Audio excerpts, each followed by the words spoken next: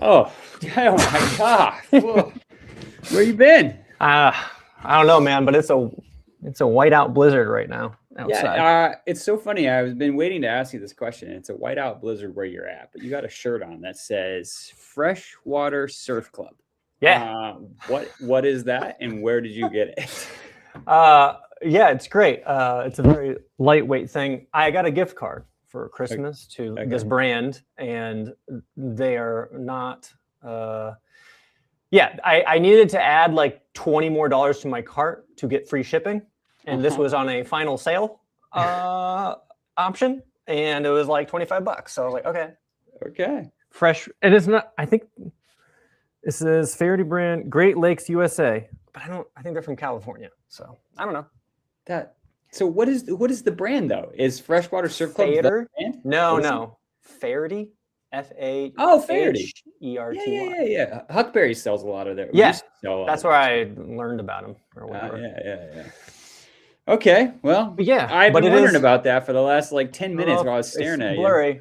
I mean, it just looks white, but that's because it's literally flying sideways snow. Well, I'll tell you this: in California, where I'm at, in the Ojai Valley, it is amazing. It rained for 10 to 14 days, and I'm like, am I in South Africa? Is this because when we stayed in the farm, and built that tree house, that was literally one of the greatest places I've ever been. And I looked down yesterday at the valley, and I saw these horses walking. I was like, this is just like South Africa. Like, this was the best. I was like, holy smokes, this is so cool. I'll never forget living in California for like 10 years without realizing it was in a drought the whole time I was there. And then it rained for like a month randomly right before I left. And I was like, this looks like a different country. Did I remember when we met up with Ted Cowan when we first moved out there, and he goes, the best is after February, after the rain, this place is green. And then we went right into a drought, and I was like, I don't know what he's talking about. Pretty dead out here. But now I understand. I'm like, holy shit. Anyway, what else is going on? No, that's pretty much it. All right, good. It's snowing, and I'm trying to plan where to go next, which is, and all the places I'm thinking of are very different than what's outside right now. But yeah, fair enough. Yeah, it's funny. I just got back from Nicaragua, and like, let me put it this way: when you go overseas, especially when you go to quote unquote remote places, you realize how much you don't need. You just don't need. Like, I look around now in this little miniature office I got going on. I go, I didn't need that when I was there. I didn't need that. I didn't need any of this. And I'm just like, how do I get rid of shit? And I don't know. So you're in the tropics, and I'm walking around in only shorts, like that's all I did all day. And now I'm back, and I have to, double up on this. Not as bad as you have. Are you saying weather can get rid of shit in your life? No. You know what? Environment matters. And sometimes I had this whole conversation. I know we're going off on tangents before we even get to the topic, but I had this conversation with somebody the other day. And they were like, I used to get this a lot from with the company I was in Texas. They were like, oh, I can't believe you live in California and all the taxes and all that stuff. Right. I'm like, dude, I pay a weather tax. I don't care. Right. And then somebody from Chicago was talking to me about like how they love Chicago and it's way better. And don't get me wrong, I love Chicago in the summertime. I go, and they're talking about the expenses again, about the expensiveness of California. And I go, here, let's do some math. In like, I don't know, September, October, all the way through May, if you live in downtown Chicago and you don't have a covered parking spot, which most people don't, right? You don't have a covered parking spot. More importantly, even if you do, it doesn't matter. How much time are you spending layering, saving your parking spot, shoveling snow, dealing with it, the rain and all that? And I go, add that time up. I don't have any of that time. And you just blew. If your time is worth $500 an hour, $100 an hour, I'm still saving money. Yeah, I feel like it's not even a live stream. That's just another topic where if you actually calculated all of the little things instead of just like the broad idea, they all like equate to each other. And yeah, it's usually the expense is energy instead of like a dollar bill, but energy is a dollar bill. It's more. Yeah. People just undervalue their time and their energy. That's really that's the next live stream. Yeah. Not the next one, but a soon to be one. We should actually probably talk about today's topic. What's up, Tony? Sorry. I don't know who. Sorry. Oh, what's up, Tony in Florida. I had it covered up, so I didn't see it. So today's topic, right? I mean, look, the headline we put out, right, is simply why doing less isn't helping you feel better. So the question, in your opinion, because I'm the one who came up with it, but why don't I push it back to you? What triggered that? What could trigger that? And like, why are we talking about it today? Well, I just think I always just think about painting the picture. So, this topic is ultimately about consuming versus creating. But that's a really broad, it's hard to understand what that really means. And it pulls no heartstrings where people are like, I don't care. Yeah. Consuming and creating, what does it mean? But when you say why doing less isn't helping you feel better, when I think about doing less, I think about what am I doing when I'm doing less?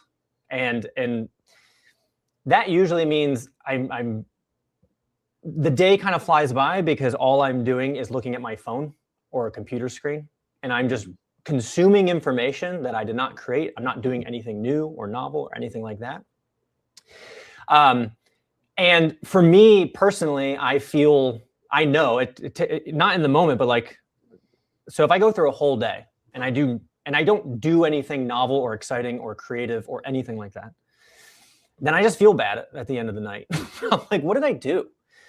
And I realized oftentimes it was like, I scrolled my phone too much. I watched like YouTube videos. I didn't need to. I was like, why am I even here? And time flies by because nothing's happening. And I don't feel better. And what tends to happen is when I don't know what to do, it's like our default mechanism is to do less. Oh, I got to go relax. I got to go, like I'm feeling frustrated. So I'm going to like take some time off. When in reality, doing less creates the frustration. Yeah. So I mean, and then I just have this visual in my head.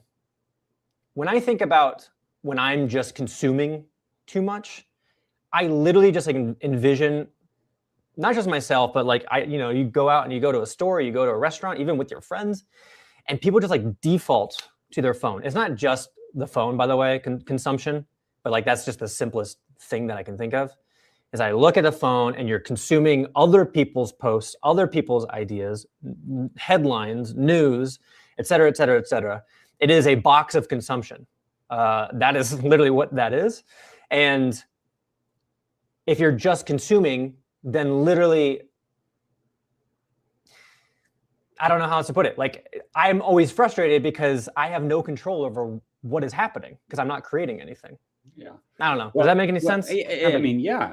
I mean, we're hashing it out now and it makes sense. Yeah. The reason why it's like when we add the words feel better while doing less isn't helping you feel better. The question is what do we mean by feel better? So what's feeling bad? Like, why are you feeling like not you, but like if you're trying to feel better, what's making you feel bad? Right. And what is the feeling? Yeah. What is bad? the feeling? And so you can usually put the words around feeling bad, like I'm anxious, I'm depressed, I'm all these things, right? That's feeling bad. You can put any word you want there. And then people are like, oh, well, usually that's why I said, doing less isn't going to make you feel better because usually when you're doing less, you're then trying to find a way to occupy that less. Right. Mm-hmm. Just look at like, someone goes on vacation and it's like they sit on their phone on next to the pool the whole time. So you're doing less, but are you really doing less? And that's the second thing I wanted to bring up, which is there's a difference between rest and relaxation. Mm-hmm. Rest and relaxation are very different in this whole excuse my language, in this cancer thing, right? The amount of doctors I hear say, oh, you need to relax and like, you need to, give your body time to whatever.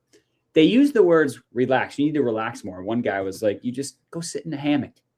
And I was like, okay, there's a difference between relaxation and rest. Mm-hmm. Rest is a period where you actually rest your mind That means like your mind is shut off or down. That means your body is shut down. That's actually a place for repair and for all that good stuff, right? Relaxation means you're actually in like a state where you're just kind of in a daydreaming state. But the issue now is that daydreaming state creates a hole that needs to be filled because you're actually not doing anything in that relaxed state. Well, think about when you're resting, you are actually letting, when you say like letting your body recover or your mind recover or whatever it is. If you're consuming while you are resting, you are no longer resting. You're relaxing / consuming. Yeah. You're firing your brain up with dopamine that probably doesn't matter. It's not really helping anything. Yeah. And therefore you're not repairing anything and you're not creating anything. So right. You're like, I just to go back in the you mentioned the cancer stuff, and it made me think of this anecdote.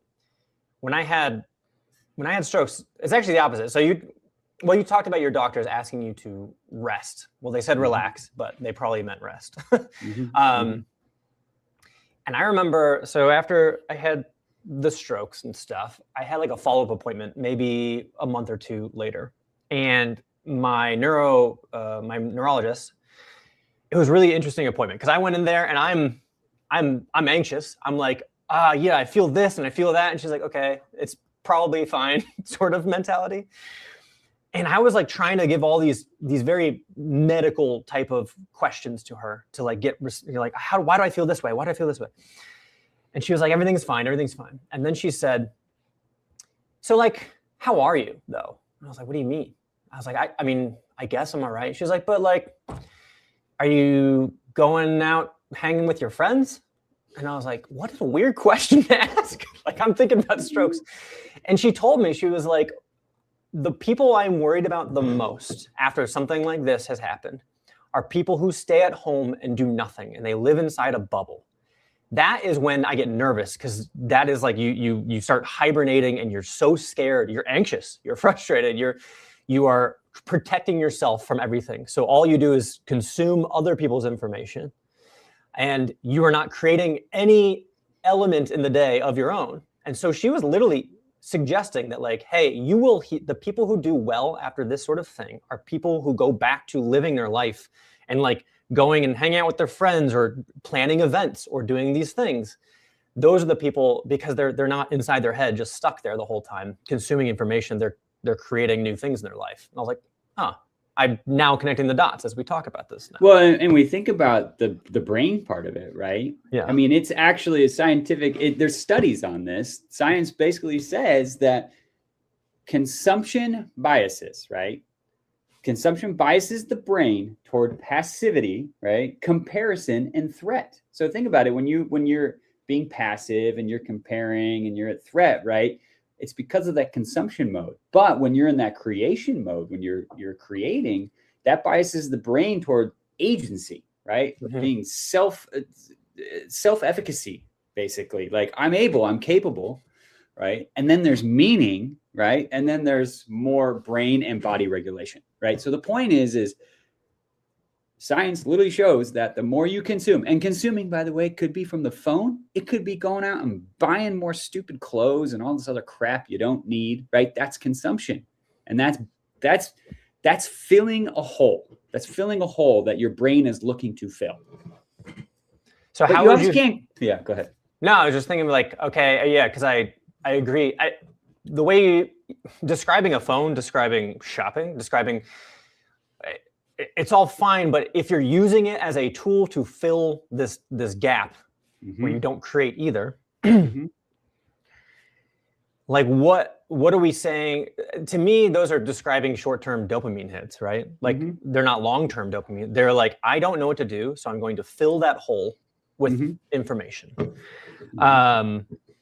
So I guess what is the opposite of that? Like when we say create, or when we're saying why doing less isn't helping you feel better, we kind of just described like, okay, doing less means phone, shopping, blah, blah, blah, blah, blah. It's like filling this time. So what is the opposite of that look like? Yeah, we use the word create, right? It's an ambiguous term. What am I creating? Yeah.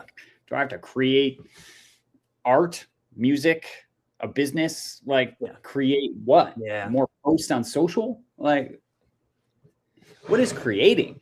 Well, I think I think honestly what it comes down to is like this is also going to be ambiguous and hard, but it's like, what are you doing? Like how are you gonna leave the place better than you found it? That's it. I mean, we're all gonna die, right? So if you focus on how do you leave the place better than you found it, that gives you agency, that gives you meaning, that gives you a reason to create. And that could be as basic as like, I want to raise the best kids, because if I raise 3 great kids, that means they'll ideally, obviously nothing's for sure, but if I've raised 3 great kids, maybe they'll impact the other people well. And so you actually left the place better than you found it because you focused on creating or raising 3 great kids. Okay. So that's when you look at like parents who focus on doing the best they can. And that gives people agency and meaning. The other side is, well, I want to focus on food scarcity, I don't know. Yeah. This word create, you're right. Cause it's not art, music, or projects. It can be that, very much so. Totally. Music is an amazing thing. It makes me feel better. It helps me with my mental work, all that stuff. But I think about create. This comes back to my other project that I work on called Tiny Risks. And I sometimes think about like if there was this app and there was this button, and I envision like, oh, the button is take a risk. And I was like, that's kind of ambiguous. No one really knows what that means. Like it sounds risky. Now, like, what is it actually doing? When you're actually like, when I say take a risk, you're literally creating something that did not exist before. There's potential for upside and downside, blah, blah, blah. And I literally have started thinking about, I was like, I should be a button that says create a ripple. like you need to do something where an outcome, you're creating an outcome. That's what I think maybe that's what I don't know. When I think about creating, I think about creating an outcome, and it doesn't have to be art. It doesn't have to be music. It could just be, I don't know, you're putting more you're giving to the world more so than you are taking from the world. And that is, I don't know, what I think about in terms of creation. Well, and then people just go, well, what do I do to give? And like, honestly, that's a big part of your life, figuring out how you're going to do it. Well, when you talk about like this gap, what I'm realizing is we tend to consume in the void, right? So when there is a void of what do I do? What do I create? I don't know what to do with my time. Then we default to like, I will consume instead. So it comes back to like, what is that you want to do? Which is a different live stream that we had before, right? Like this like, if you feel this adriftness or this stuckness, then you're like, well, I'm going to consume because I don't really know what else I'm supposed to do. And, for me, when I think about, like, I don't know, I kind of know now more of what I feel I'm here on earth to do, more so than I did 2 years ago. But it has taken 15 years of creating random shit to get to this point. And I remember very much so a couple of times a couple of years ago where I was like, I was in my room at night. I'm like about to fall asleep and like all this shit's racing through your head, right? And I'm frustrated because I'm wanting the answers to appear out of the sky and just fall down and be like, here are the things you should do. Like here's what your life is about. And I remember catching myself and becoming aware and saying, that's never going to happen. It's never going to float down out of nothingness. I need to FAFO. I need to create opportunities, and they might not all be right or accurate or whatever, but nothing can happen unless I make it happen. And that is that agency, self-efficacy, creation mode of like, I need to make things happen instead of wait for them to happen to me. Yeah. Well, waiting for them. I'm tying back to the thing. Waiting for them to happen to me is what, like doing less is waiting for something to happen to you. And I don't feel any better by doing less. Well, this is good because the next question is like, well, I don't know where to start. Let's start with something that's interesting, right? Yeah. That's it. But I'm going to tie it back to supply run because I think about a long time ago, right? We started this idea of Supply Run so long ago. And it was completely different. And now we look at Supply Run and it has more meaning than I ever thought was actually possible, right?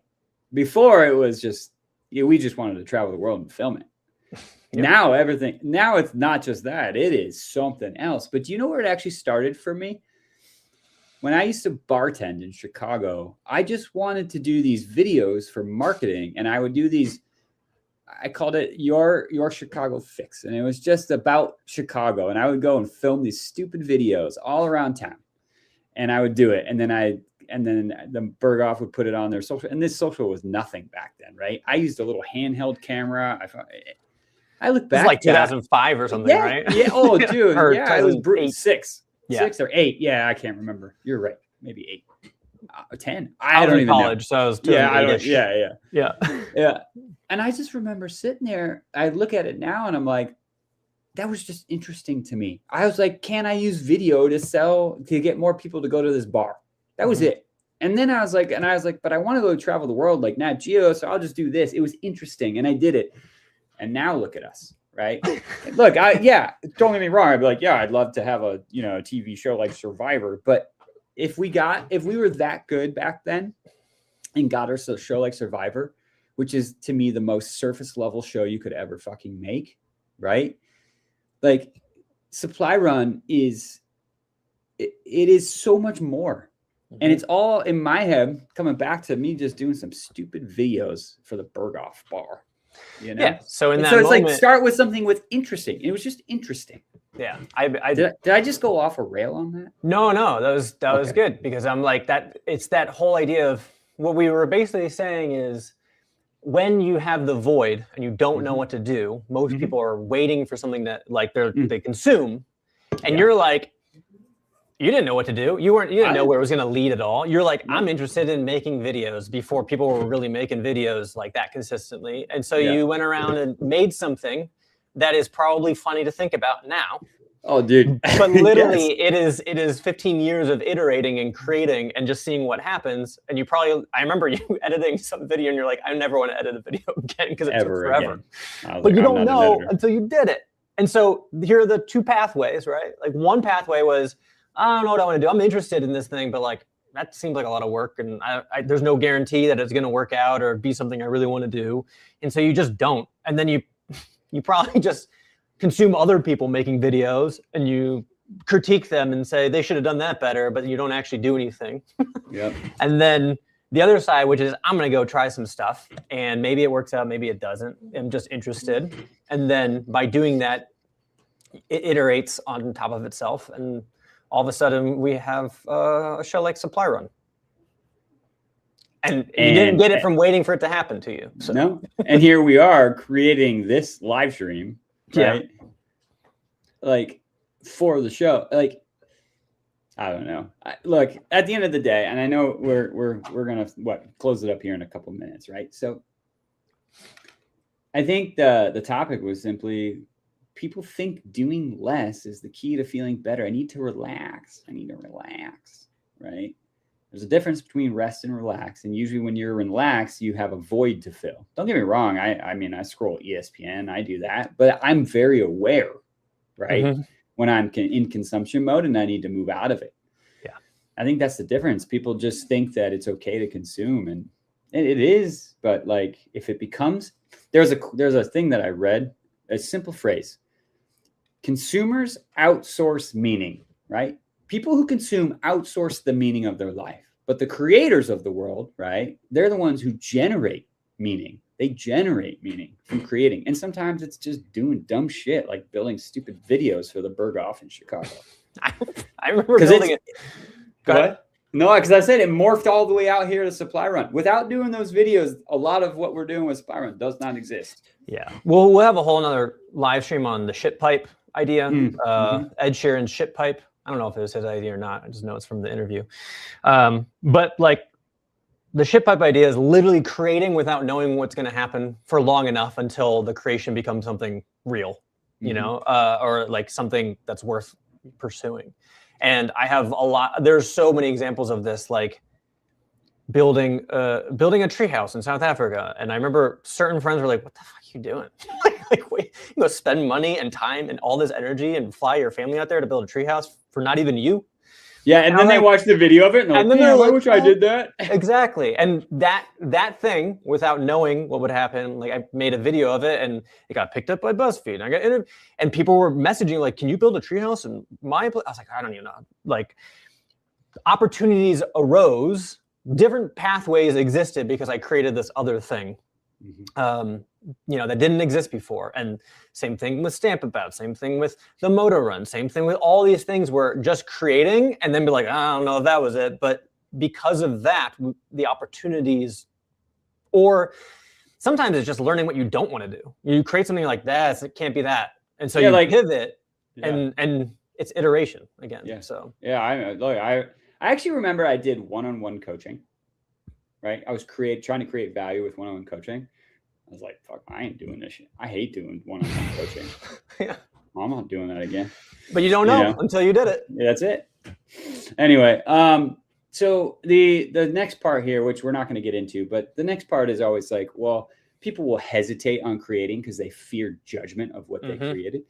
But you don't have to publicly put it out there. The point is, write all these ideas at the very basis. There's different levels who we're talking to here right now. People are just trying to do something. People like us, where we've created for a long time. And then there's people like the Ed Sheerans of the world who just crush it. And it's just like they have billions of dollars in fans, Yeah. But he started out like this. The point is, he started. So I think the next part would be judgment. But it's like, dude, just write at the very least, write or, go. Just do what's interesting, and then you can keep it to yourself until you gain the confidence. I don't know. We'll talk about that some other time. But yeah. How do you want to? So what's the take? Well, I was just going to relate it back to Supply Run real fast, I guess. Oh yeah, that was why. This is Breakthroughs Live by Supply Run. That's right. But yeah, I mean, I'll ask you then. How does this relate to Supply Run? Like, doing less isn't helping you feel better.